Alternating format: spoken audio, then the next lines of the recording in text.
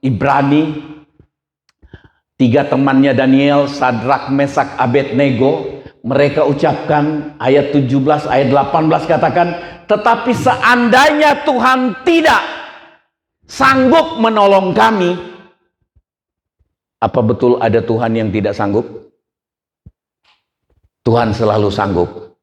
Tapi mereka bilang begini, seandainya pun Tuhan Allah yang kami sembah, Yehovah yang kami sembah itu tidak sanggup menolong melepaskan kami, maka kami tidak akan sembah dewa patung yang Tuhan kudirikan.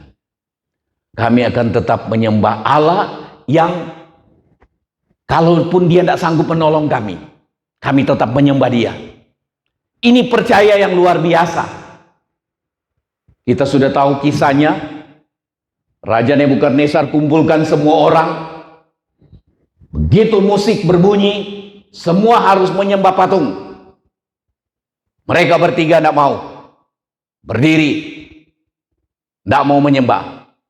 Orang lapor ke raja. Ini ada 3 orang. 3 orang tawanan, buangan dari kerajaan Yehuda. Mereka tidak mau taati perintah Tuhan, perintah raja untuk menyembah patung. Raja tawarkan, saya beri kesempatan. Kalau dengar musik bunyi, sembah. Kalau tidak, siapa yang mampu lepaskan kalian? Wah, raja bilang begitu. Mereka jawab ayat 17, kalau Tuhan yang kami sembah itu sanggup, jikalau Allah kami yang kami puja sanggup melepaskan kami, maka ia akan melepaskan kami. Tapi kalau dia tidak sanggup, bukan dia tidak mau, dia tidak sanggup, percayanya Sadrak, Mesak, dan Abednego luar biasa. Kalau dia tidak sanggup menolong kami, melepaskan kami, kami tetap percaya kepadanya. Kita tetap percaya kepada Tuhan walaupun seperti Tuhan tidak sanggup menolong kita. Amin. Walaupun Tuhan seperti tidak mau, tidak sanggup menolong kita, tetapi Dia tetap Allah yang bijaksana. Dia tidak pernah salah dalam tindakan dan keputusannya. Amin. Ini yang kita harus pelajari. Belajar terus percaya. Bertahan percaya. Walaupun Tuhan tidak menolong. Nah, Habakuk 3 ayat 17. Ayat ini sangat terkenal. Sekalipun pohon ara tidak berbunga, pohon anggur tidak berbuah, hasil pohon zaitun mengecewakan, sekalipun ladang-ladang tidak menghasilkan bahan makanan, kambing domba terhalau dari kurungan, dan tidak ada lembu sapi dalam kandang. Terus apa? Langsung kita mengeluh.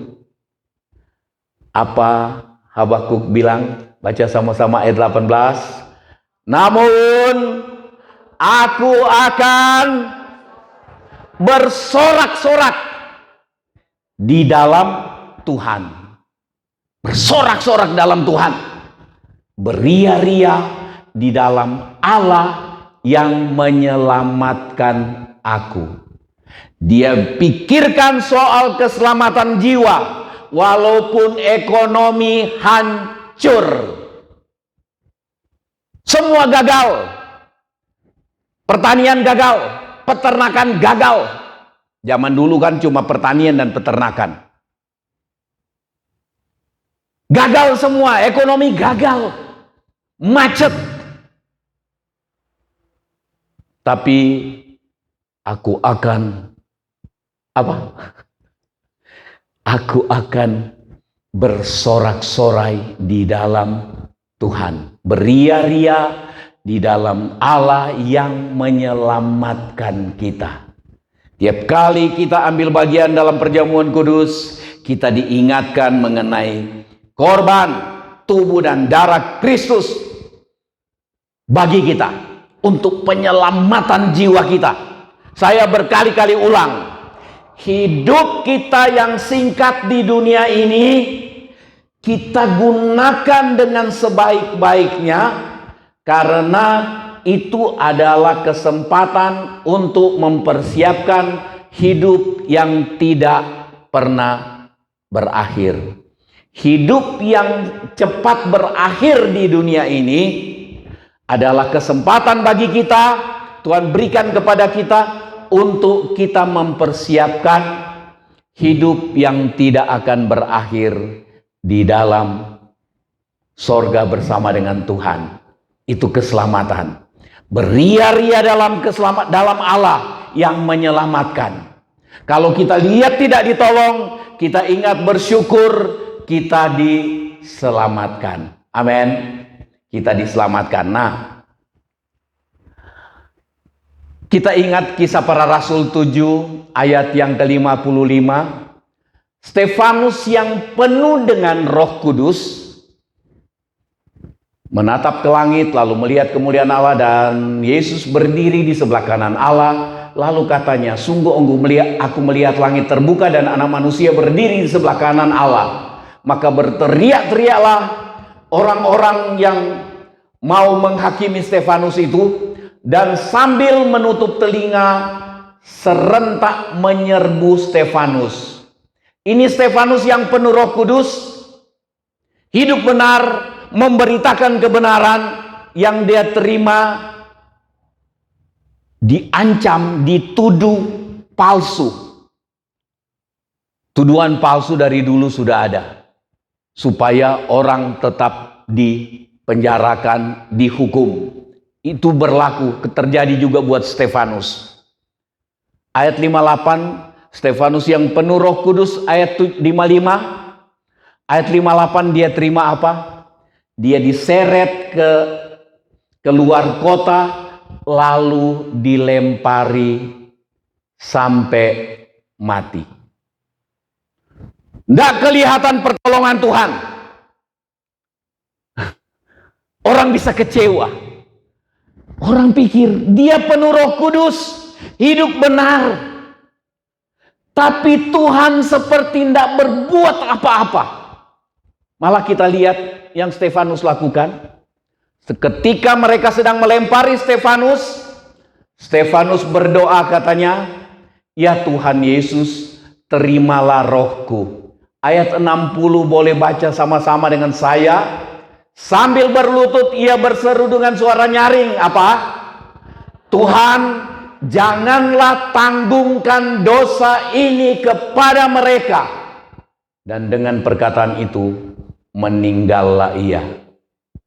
Dia doakan pengampunan untuk orang yang melempari dia dan menuduh palsu, tuduhan palsu kepadanya, dan mereka tuduh supaya cocok untuk dilempar dengan batu karena dia dikatakan menghujat Allah. Pengadilan agama yang tidak adil. Pengadilan yang tidak adil. Stefanus alami ketidakadilan. Kemudian dilempar dengan batu sampai mati. Sementara dilempar, tidak ada pertolongan Tuhan. Jemaat yang ada di sekelilingnya lihat, tidak ada pertolongan Tuhan. Tidak ada pertolongan Tuhan. Tetapi Stefanus tidak kecewa. Malah dia berdoa, ya Tuhan, jangan tanggungkan dosa ini kepada mereka. Berarti hatinya melepaskan pengampunan. Di tengah-tengah keadaan yang buat kita semua itu mengecewakan. Sudah penuh Roh Kudus, hidup benar, memberitakan kebenaran. Tetapi ketika mau dihakimi dengan tidak adil, mau dilempar dengan batu sampai mati, sementara dilempar, tidak ada pertolongan Tuhan. Tuhan ajar untuk apapun keadaan yang terjadi, kalaupun Tuhan membuat keputusan, dia tidak tolong kita seperti yang kita harapkan. Tuhan ajar kita untuk tetap percaya. Hatiku percaya dan selalu ku percaya. Hatiku percaya, selalu ku percaya. Tuhan tolong kita untuk bertahan. Bertahan untuk percaya kepada Tuhan. Yang pertama, mempercayai Tuhan yang sanggup menolong. Menolong saat kita berseru. Menunda beberapa lama untuk menolong, tetapi kemudian ditolong juga. Harus bertahan percaya. Berseru sedikit, Tuhan tolong. Banyak kali kita alami itu. Berseru, belum, kemudian ditolong. Kita mulai saksi, puji Tuhan. Tapi yang kedua ini, bertahan percaya kepada Tuhan walaupun tidak ditolong.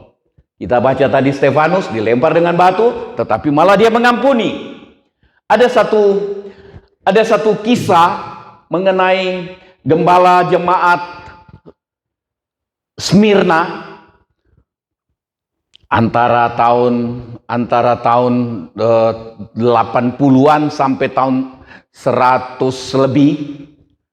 Ini Polikarpus. Dia hidup benar. Dia hidup baik di mata pemerintah, di mata masyarakat, di mata jemaat. Sungguh-sungguh dia orang kudus, orang benar. Polikarpus ini murid langsung dari Yohanes yang dapat wahyu. Polikarpus ini muridnya Yohanes. Satu waktu Polikarpus ini disuruh, ada kaisar yang muncul, kaisar yang bengis. Dia menganiaya orang-orang Kristen. Kemudian Polikarpus ini ditangkap, disuruh menyangkal, disuruh katakan bahwa Kristen itu adalah penyesat, dan Tuhan kaisar itu adalah Tuhan, dan disuruh membakar dupa untuk menyembah ke kaisar. Polikarpus tidak mau dan dia ditangkap. Kemudian dia digantung, ditaruh di kayu seperti disalib, tetapi di bawah ditaruh kayu bakar. Gubernurnya bilang, kalau kamu sangkal Kristus, sekarang kamu bisa turun dan kamu ada fasilitas negara. Tapi kalau tidak, aku akan bakar kamu. Dia bilang, api yang kalian buat ini cuma mampu menyala 1 jam, tetapi ada api yang kekal yang tidak pernah padam, menanti setiap orang yang tidak mau tobat. Buah Polikarpus, dan akhirnya mereka bakar dia. Ada cerita dia tidak bisa terbakar karena mereka jengkel, mereka tombak dia, mereka tusuk di bagian jantung, baru dia mati. Tuhan tidak tolong, tetapi dia tetap percaya. Dia bilang, biarlah aku terbakar dan menyala bagi Tuhan. Dia tetap percaya walaupun tidak ditolong. Tetapi banyak juga kita lihat, ketika berseru Tuhan tolong. Ketika berseru, Tuhan tunda, dan Tuhan tolong. Tetapi kita mau tetap percaya walaupun Tuhan tidak tolong. Amin. Yang main musik tolong datang.